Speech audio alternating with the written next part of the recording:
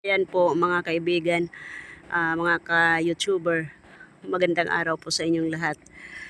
Kung anong oras po sa inyo ngayon, umaga man, umaga, tanghali, gabi, dito po sa Pinas ay mag-aalas 6 po ng gabi.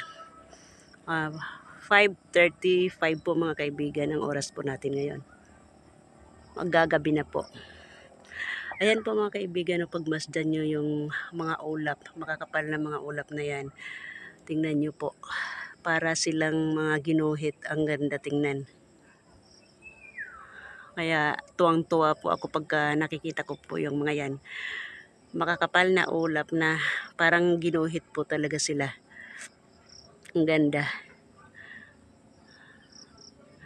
Lalo na kung maliwanag yung may araw pa. Naku, tuwang-tuwa po ako kasi kitang-kita yung puting-puti po talaga sila na ang kapal. Ayan mga kaibigan, mga ulap na para silang ginuhit talaga. Ang ganda tingnan. Ay nako, humihingi po ako ng paumanhin sa inyong lahat mga kaibigan, sa mga kaibigan ko sa iba't ibang panig ng mundo. Sorry po talaga kasi paulit-ulit na yung nasira kasi yung phone ko po. Kaya hindi ako tuloy-tuloy na nakakapag-upload sa aking channel. Paumanhin sa inyong lahat sa mga sumusubaybay po sa aking channel. Pasensya na po kayo talaga. Kasi patigil-tigil yung pag-upload.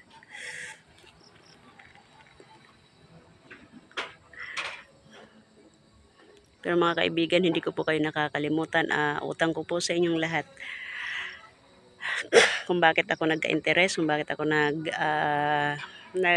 tuwang-tuwa. Masaya po ako, nag-i-enjoy po ako talaga sa aking pag-vlog. Kasi alam kong nandyan kayo. Alam kong pinapanood nyo ako kahit hindi naman ako si Small Loudie. Sabay ganun. Hindi po ako sikat na hindi ako celebrity, pero napansin nyo po ang channel ko. Maraming salamat po sa inyong lahat. Ayun po mga kaibigan, tuwang-tuwa ako sa yung ganyan na makakapal, kumpul-kumpul sila. Madilim na po. Medyo madilim na. Kaya ang phone ko po hindi pa hindi din po ito talagang kagandahan. Nagpapasalamat po talaga ako sa inyong lahat po na nandyan, nanonood sa aking mga vlog. Maraming salamat po sa inyong lahat. Salamat. Masayang-masaya po talaga ako. At kaya hindi ako titigil. Ano man ang mangyari, ipagpapatuloy ko po ang aking pagbibigay sa inyo ng kasiyahan. Pagpasensyahan nyo na ako, hindi po talaga ako magaling mag-edit din ng mga video. Pasensya na kayong lahat.